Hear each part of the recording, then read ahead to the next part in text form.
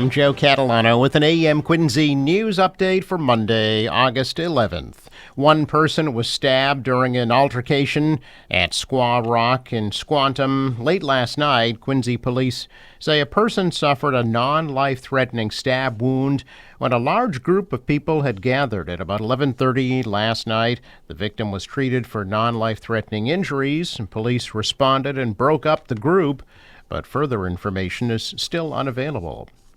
An unresponsive man pulled from the water off Nantasket Beach in Hull on Saturday later died. Happened about noontime. State police said their Marine unit and the Coast Guard were searching the water and beach after reports of a capsized boat. First responders found a man in the water and began performing CPR. Police confirmed that the victim had died. He has not been identified. The Coast Guard continued to search the water throughout the day to make sure that nobody else was on the boat when it flipped over. Police are still investigating what caused the boat to capsize. Witnesses say that the waves were about 3 to 4 feet tall. The victim's family said they were grieving and declined to comment. A Brockton man facing multiple charges after allegedly stealing a truck with 2 dogs inside of it last Thursday and then trying to resell the car a day later. 29-year-old Marcus Morse was charged with stealing the vehicle and animal cruelty. Weymouth police said last Thursday afternoon, officers responded to the McDonald's on Bridge Street on a report of a stolen truck. April Grindle says what was supposed to be a typical food delivery pickup turned into her worst nightmare when a suspect stole her 2011 Nissan Frontier with her 2 dogs, Sola and Go Pony, inside. Surveillance video shows a suspect, later identified as Morse, pacing back and forth near a dumpster before opening April's car door and then driving off. After filing a report with the Weymouth police, Grindle says she came across a Facebook Marketplace post with her car being auctioned off. On Friday, investigators used the online post to track Grindle's car to Manley Street in Brockton. Once there, police say they detained Morse and found the 2 French bulldogs still inside the hot vehicle. Both pups were checked by Brockton Animal Control and appeared to be in good condition. April reunited with both of her dogs outside the Weymouth police station, saying that she's happy they're safe and sound. Morse faces arraignment today in Quincy District Court. Police in Randolph seeking the public's assistance after 2 puppies were found abandoned last week, one in such poor condition that it had to be euthanized. Randolph police say they are investigating the incident of animal cruelty that involves 2 11-week-old puppies, 1 male and 1 female. A passerby found the puppies thrown to the side along a pedestrian pathway between the Young Elementary School and Barbara Road in the early evening of August 1st. Police believe the puppies were abandoned on or before that day. The Good Samaritan notified the Randolph police of what she discovered. Puppies were taken to the VCA South Shore Weymouth Animal Hospital for emergency care. Shortly after arriving at the hospital, the male puppy had to be euthanized. The female is not for adoption at this time. Randolph police say it's currently seeking the public's help to identify whoever is responsible. Police believe the suspects are likely basement breeders of the mixed pups, possibly shepherd-hound mixes with a distinct black tail. While the puppies were abandoned in Randolph, police are asking nearby towns to pay attention as well.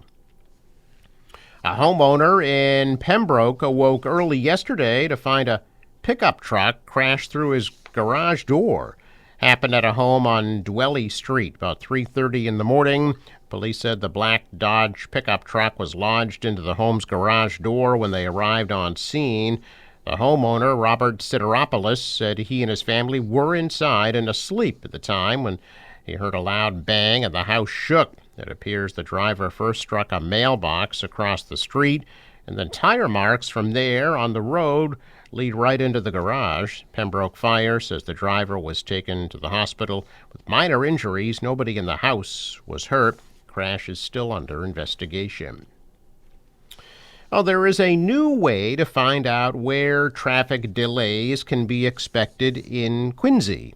The city has unveiled an interactive map showing where and when construction is taking place and the potential for traffic delays. The map is available on the city's website, quincyma.gov. Map users can highlight any roadway to learn about ongoing projects and how they impact the commute. The map is updated weekly on Fridays to show work for the following week. The city says the map will not show any emergency repairs or rapidly evolving conditions.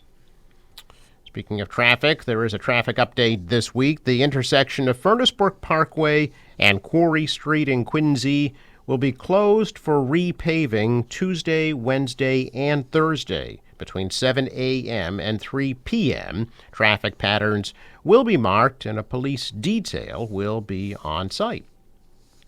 The Quincy Chamber of Commerce will be hosting their annual Taste of Quincy Tuesday from 5:30 to 8 at the Best Western Adams Inn in North Quincy. A wide variety of cuisine from many Quincy restaurants will be featured, along with craft beer, wine, and spirits at a cash bar. The event will also include some live music. It is a lot easier for people in wheelchairs to use Mound Street Beach in Quincy Point. A Moby mat has been installed that allows wheelchairs to roll across the sand. Ward 2 City Councilor Richard Ash worked with the city's Department of Natural Resources to install the new 5 by 50-foot mat. Funds from the former Beaches Commission were available to purchase the mat. Ash credited Margaret Milne for helping to secure funding for that project. Braintree Police, Fire, and Brewster Ambulance back on June 5th all responded to a medical emergency at the Planet Fitness on Granite Street. That's where John Pozerski was experiencing a seizure. Yesterday, Pozerski visited Braintree Fire headquarters to thank the first responders who saved his life. During the incident, bystanders began administering CPR before the arrival of emergency personnel. Officers Diaz, Fahey, and Fasano took over resuscitation efforts upon arrival. Lieutenant Dan South, firefighter EMT Kellen Luce, and firefighter EMT Anthony Margettis deployed the chest compression system during the rescue. The reunion at Braintree Fire headquarters yesterday was a heartfelt moment for Pozerski and his family, who brought bagels and coffee as a gesture of gratitude. Chief Viola and the Braintree Fire Department were thanked for hosting the meaningful event, underscoring the community's appreciation for the dedication of its emergency services. A check of business news this morning, and stocks are higher. The Dow was up 206 points on Friday. The Nasdaq rose 207, and the S&P is up 49. Shares also advanced in Asia today, a day ahead of President Trump's deadline for imposing higher tariffs on goods imported from China. Dollar slipped, the euro rose, and oil is at $63 a barrel. In sports, Red Sox lost to the Padres in San Diego 6-2. They'll be in Houston tonight at 8:10 against the Astros. Forecast from the National Weather Service. Today, mostly sunny and hot with a high of 93 degrees. For tonight, some patchy fog, lows in the upper 60s. Tomorrow, sunny and hot, a high of 94. Sunny and hot on Wednesday, high of 92. Partly sunny and a high 90 on Thursday. For the boater, waves about a foot. Wind southwest at 5 knots, becomes southeast today, a high tide at 1:41 p.m. Sunrise 5:47, sets at 7:49. I'm Joe Catalano with an AM Quincy news update for Monday, August 11th.